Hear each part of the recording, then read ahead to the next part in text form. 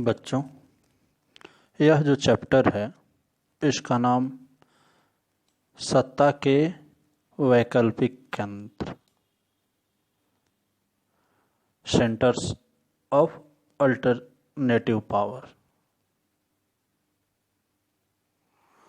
अब इस चैप्टर के अंतर्गत हम लोग यह जानने की कोशिश करेंगे कि आखिर अल्टरनेटिव सेंटर्स की आवश्यकता क्यों पड़ी, सत्ता के वैकल्पिक केंद्र की जरूरत क्यों पड़ी। तो जैसा कि अभी आप लोगों ने इसके पहले कोल्ड वार को पढ़ा है, एंड ऑफ बाइपोलरिटी आप लोगों ने पढ़ा। कोल्ड वार में हम लोगों ने देखा कि कोल्ड वार है क्या, कोल्ड वार के कैरेक्टर्स क्या होते हैं, कोल्ड वार में कौन कौन से सुपर पावर्स आइडियोलॉजिकल वार में पार्टिसिपेट कर रहे थे, उनका प्रोसीजर क्या था वार का, और उनकी हाईएस्ट पिक पॉइंट क्या थी।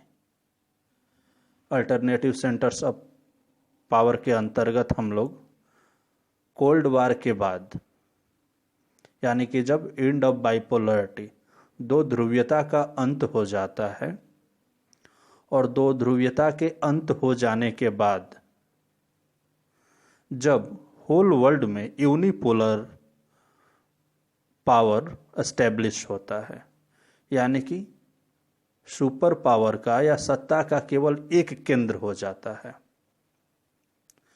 जिसको हम अमेरिका के नाम से जानते हैं।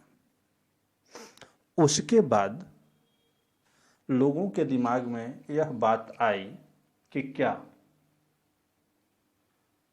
अमेरिका के डोमिनेशन को कम करने के लिए, उसके पावर को कम करने के लिए और अदर कंट्री के फेवर में उसे लिबरल बनाने के लिए हम किस तरह से काम करेंगे कि जो अमेरिका का रुख है, जो अमेरिका का नेचर है, वह थोड़ा लिबरल हो जाए। और यदि लिबरल नहीं हुआ तो वह किसी को भी डेवलप नहीं होने देगा अपने सामने। तो उसको लिबरल करने के लिए या किसी भी संस्था को लिबरल करने के लिए पावर का डिसेंट्रलाइजेशन बहुत जरूरी है। यदि किसी एक के पास ही हम पावर को सेंट्रलाइज कर दें तो पावर हार्मफुल हो जाएगा, और जिसके पास केवल एक ही सेंटर के पास पावर यदि सेंट्रलाइज रहता है तो उसके डिक्टेटर बनने के चांसेस बहुत अधिक होते हैं, और अमेरिका के पास तो पूरे चांस थे डिक्टेटर बनने के। तो इसलिए यहाँ पर करना क्या है कि यहाँ पर लोगों के मन में यह आया कि यदि अमेरिका को लिबरल करना है तो इसके पावर को, इसके डोमिनेशन के कैपेसिटी को क्या करना होगा, लिमिट करना होगा। और लिमिट करने के साथ ही अब पावर को डिसेंट्रलाइज किसके पास किया जाएगा, किस लेवल के पास पावर को ट्रांसफर किया जाएगा, या कौन से ऐसे अल्टरनेटिव पावर्स होंगे जो अमेरिका के लिए चैलेंज खड़े करेंगे। तो उसके लिए हम देखते हैं कि 1990 में दो ध्रुवीय व्यवस्था के टूटने के बाद अमेरिकी प्रभुत्व को सीमित करने के लिए सत्ता के वैकल्पिक केंद्र उभर करके सामने आए। 1990 में जब बाइपोलर सिस्टम खत्म हो जाता है और यूनिपोलर सिस्टम एस्टेब्लिश होता है, उस समय अमेरिकी डोमिनेशन को लिमिट करने के लिए क्या आते हैं, वैकल्पिक सेंटर्स अराइज होते हैं। और इस वैकल्पिक सेंटर्स में, इस अल्टरनेटिव सेंटर्स में कौन कौन से मेनली आते हैं, यूरोपीय संघ, यूरोप यूनियन। एशिया के अंतर्गत एशिया में दक्षिण पूर्वी एशियाई राष्ट्रों के संगठन, मीन्स कि आसियान। उसके बाद सार्क, सार्क के बाद बिम्स्टेक, यह सारे एक सुपर पावर के रूप में उभर करके आते हैं।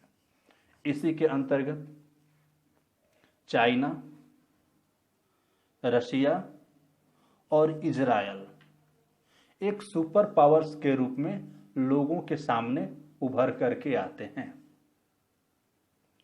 किस तरह से लोग इनको और क्यों लोग इन सेंटर्स को अल्टरनेटिव पावर्स ऑफ सेंटर के रूप में देख रहे थे, इसके बारे में हम लोग बात करेंगे। और इसके बारे में हमें जानकारी लेने के लिए एक एक टॉपिक को हमें ध्यान से देखना होगा। जैसे कि फर्स्ट हम लोगों की शुरुआत होगी यूरोप यूनियन से, यूरोपीय संघ से। जहां तक कि आपको मालूम होगा कि यूरोपीय इकोनॉमिक कंडीशन को डेवलप्ड करने के लिए 1948 में मार्शल प्लान इंप्लीमेंट किया गया। और जो मार्शल प्लान है 1948 में जो इंप्लीमेंट किया गया यूरोपियन इकोनॉमी को डेवलप करने के लिए, यह मार्शल प्लान अमेरिका की देन है। अमेरिका ने यूरोप के जो वेस्टर्न यूरोपियन कंट्रीज थे उनको डेवलप करने के लिए इसने मार्शल प्लान बनाया और उसके बाद इकोनॉमिक डेवलपमेंट उनकी हुई। इसके आगे हम लोग जब बात करते हैं तो यूरोपीय काउंसिल जो है, यूरोपीय काउंसिल का फाउंडेशन 1949 में एक राजनीतिक सहयोग के रूप में किया गया।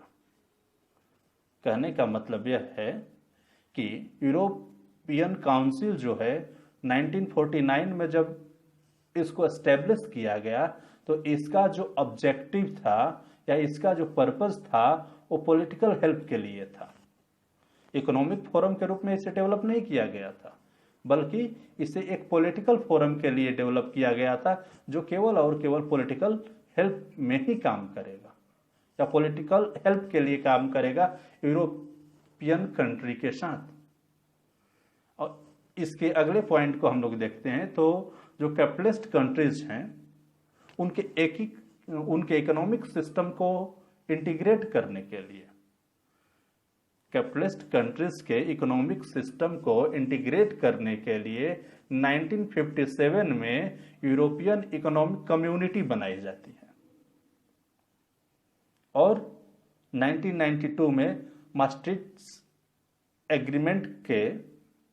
maastricht ट्रीटी के द्वारा क्या किया जाता है, यूरोप यूनियन को एस्टेब्लिश किया जाता है।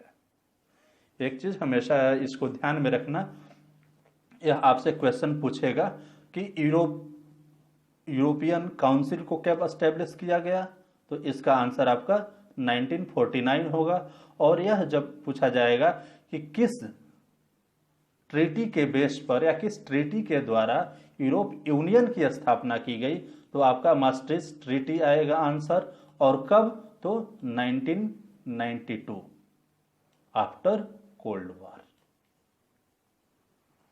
या end of cold war, end of bipolarity के बाद यूरोप यूनियन आपका अराइज होता है।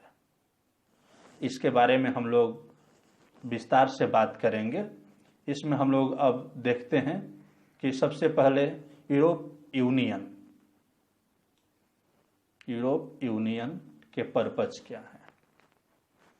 जब हम लोग यूरोप यूनियन के पर्पज के बारे में बात करते हैं, क्योंकि कोई भी ऑर्गेनाइजेशन बनाया जाता है तो उस ऑर्गेनाइजेशन का एक अपना ऑब्जेक्टिव होता है कि किस किस पर्पज से या किस पर्पज के लिए हम इस ऑर्गेनाइजेशन को बना रहे हैं। क्योंकि ऑर्गेनाइजेशन की जब हम बात करते हैं तो कोई भी ऑर्गेनाइजेशन एस्टेब्लिश करने से पहले हमें प्लानिंग, जब हम ऑर्गेनाइजेशन को प्लानिंग करेंगे, प्लानिंग के बाद उसका हम प्लानिंग करते हैं, ऑर्गेनाइजिंग करते हैं, स्टाफिंग करते हैं, हम बजट तैयार करते हैं, यानी कि पूरा एक प्रोसीजर होता है। तो जब हम लोग यूरोप यूनियन के बारे में बात करते हैं, इसके ऑर्गेनाइज होने की बात करते हैं, तो ऑर्गेनाइज जब यूरोप यूनियन को किया गया तो इस ऑर्गेनाइजेशन का पर्पज क्या था। तो सबसे पहला इसका हम पर्पज देखते हैं। तो यहाँ पर आता है एक समान विदेश व सुरक्षा नीति। किसकी? जो यूरोपियन कंट्रीज थे, जो यूरोप यूनियन के मेंबर थे, उन सभी कंट्री के लिए क्या करना था?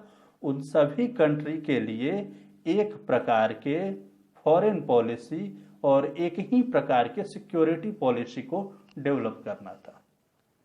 यूरोप यूनियन में जितने भी कंट्रीज थे, सभी कंट्री के लिए सेम फॉरेन पॉलिसी।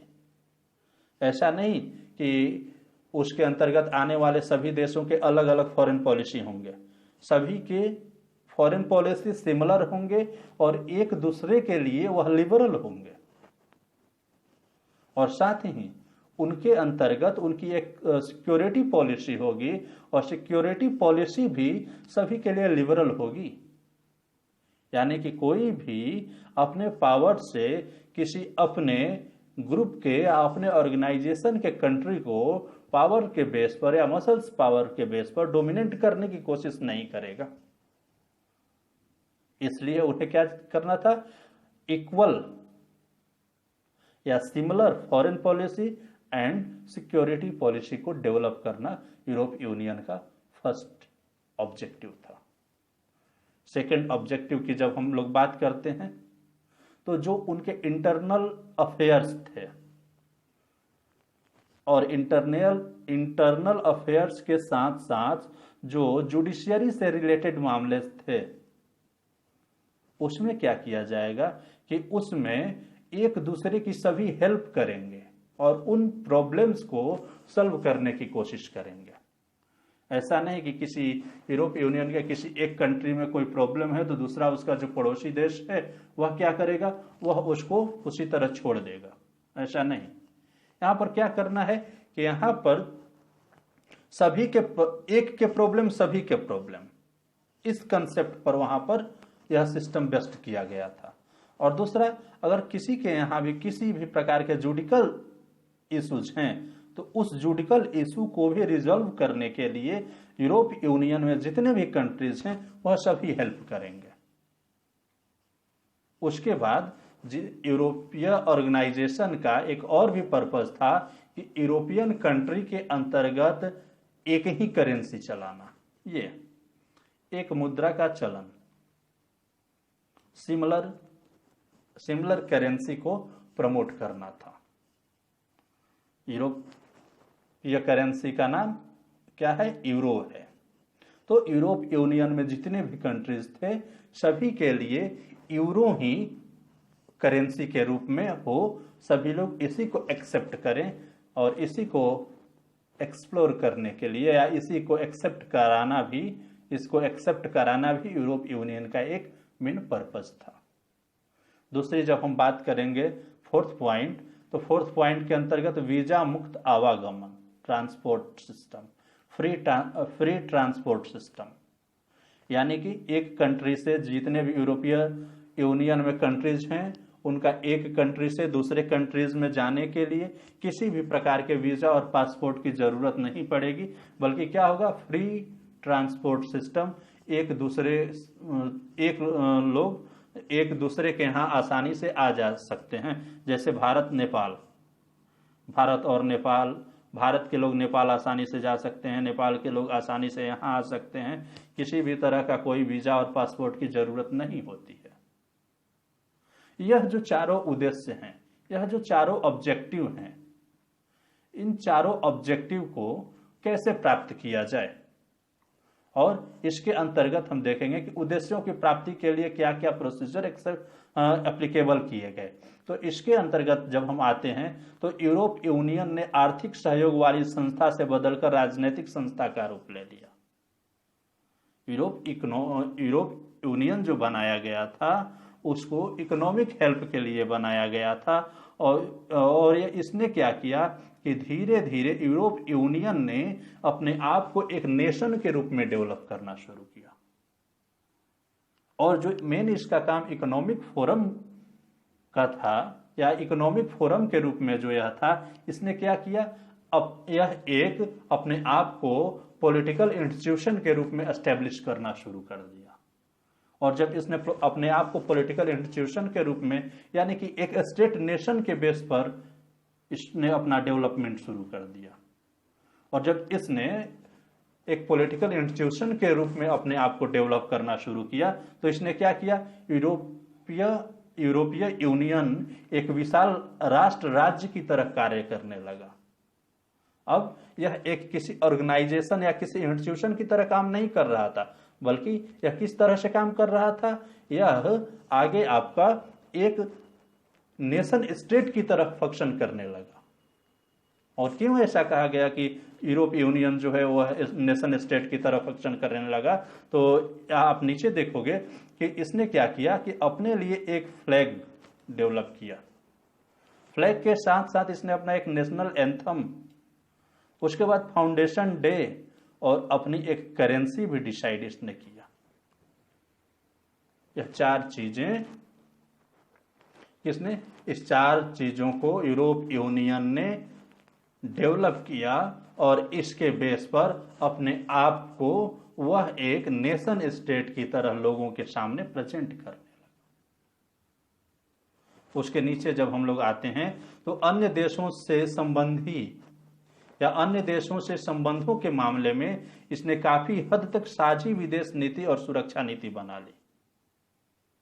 यानी कि जितने भी यूरोपियन यूनियन के कंट्रीज थे या यूरोप यूनियन के बाहर के कंट्रीज थे, वहां पर उसने क्या किया कि शेयर्ड फॉरेन पॉलिसी और सिक्योरिटी पॉलिसी को उसने डेवलप करना शुरू किया कि एक दूसरे के साथ फॉरेन पॉलिसी को शेयर किया जाएगा और उनके सिक्योरिटी पॉलिसी को शेयर किया जाएगा।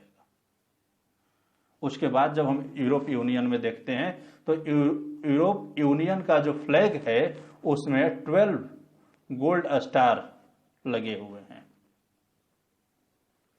और यह क्या, यह किस चीज का सिंबल है, तो यह जो 12 गोल्ड स्टार हैं लोगों की पूर्णता, समग्रता, एकता और मेल मिलाप का प्रतीक है। कभी कभी एग्जाम में यह भी क्वेश्चन कर लिया जाता है कि यूरोप यूनियन में जो 12 गोल्ड लगे हुए हैं वह गोल्ड किस चीज को आइडेंटिफाई करते हैं या किस चीज को वह प्रेजेंट करते हैं। तो आपका यहाँ पर ये लोगों की पूर्णता, समग्रता, एकता और मेल मिलाप को प्रेजेंट करता है। तो इस चीज को आप आंसर में मेंशन कर दोगे और आपको 2 मार्क्स आसानी से मिल जाएंगे। अब क्यों यूरोप यूनियन जो था वह क्यों एक पावरफुल ऑर्गेनाइजेशन बनने लगा और इसको पावरफुल बनाने के लिए कौन कौन से फैक्टर्स थे या क्या क्या इसके कैरेक्टर्स थे जो इसको हेल्प कर रहे थे। तो इसके अंतर्गत जब हम देखते हैं तो इसके अंतर्गत यूरोप यूनियन को पावरफुल बनाने के जो फैक्टर्स हैं या जो इसके कैरेक्टर्स हैं, इसके बारे में हम फर्स्ट चीजें देखते हैं। तो 2005 में यह दुनिया का सबसे बड़ा अर्थव्यवस्था था और इसका घरेलू उत्पाद अमेरिका से भी ज्यादा था। 2005 में जो यूरोप यूनियन है उसका जो ग्रोथ रेट था, जो उसका ग्रोथ रेट था वह अमेरिका से भी अधिक था। और यही नहीं, इसने क्या किया कि यूरोप यूनियन ने WTO के अंतर्गत यानी कि विश्व व्यापार संघ के अंतर्गत अमेरिका से अधिक इन्वेस्टमेंट इसका होने लगा। इसलिए यह विश्व व्यापार संगठन के अंदर एक महत्वपूर्ण समूह के रूप में कार्य करने लगा। इसके 2 सदस्य देश ब्रिटेन और फ्रांस सुरक्षा परिषद के अस्थायी सदस्य हैं।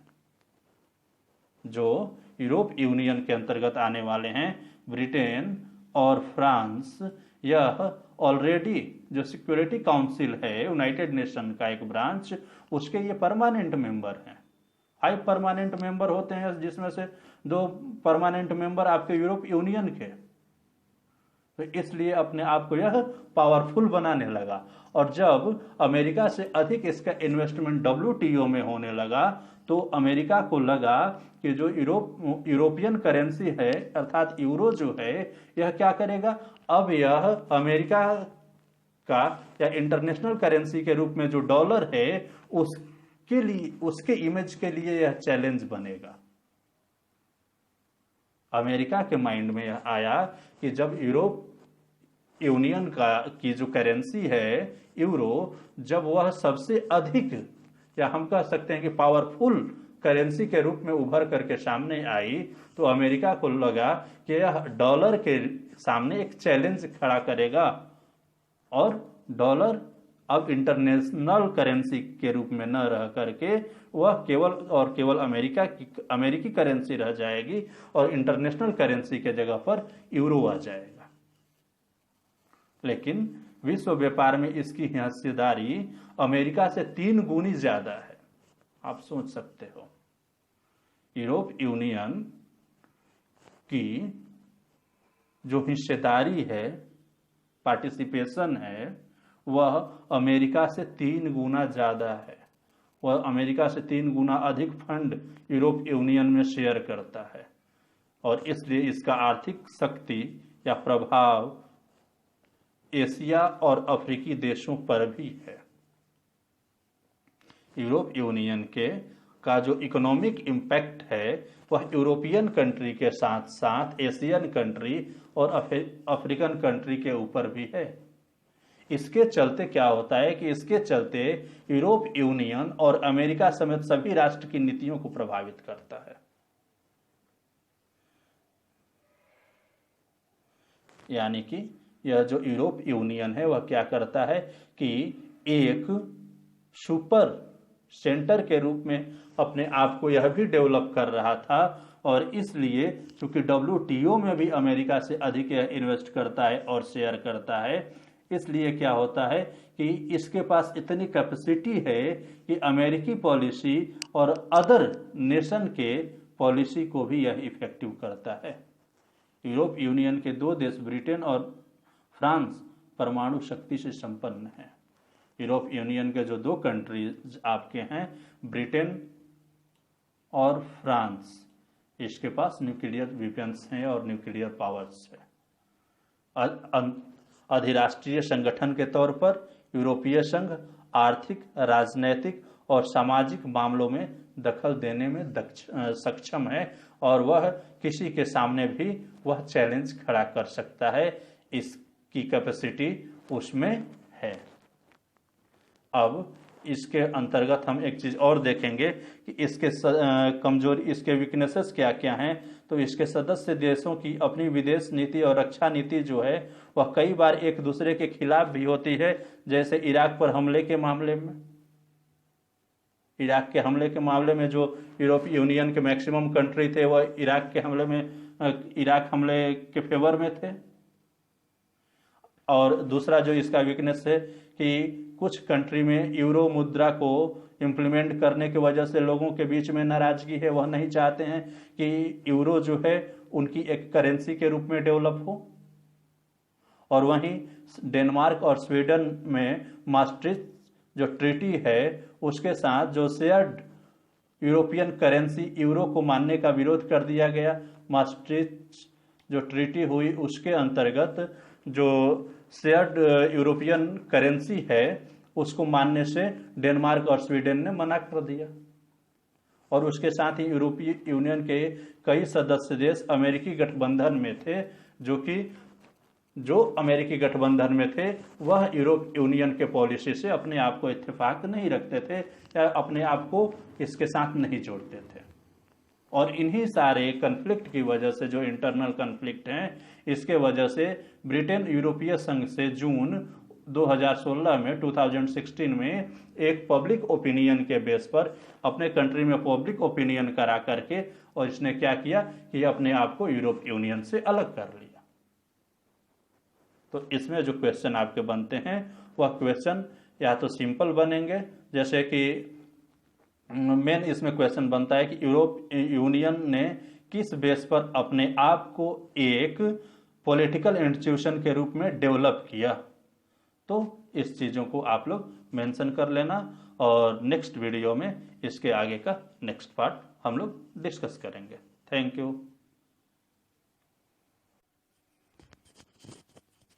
बच्चों, यह जो चैप्टर है इसका नाम सत्ता के वैकल्पिक केंद्र सेंटर्स ऑफ अल्टरनेटिव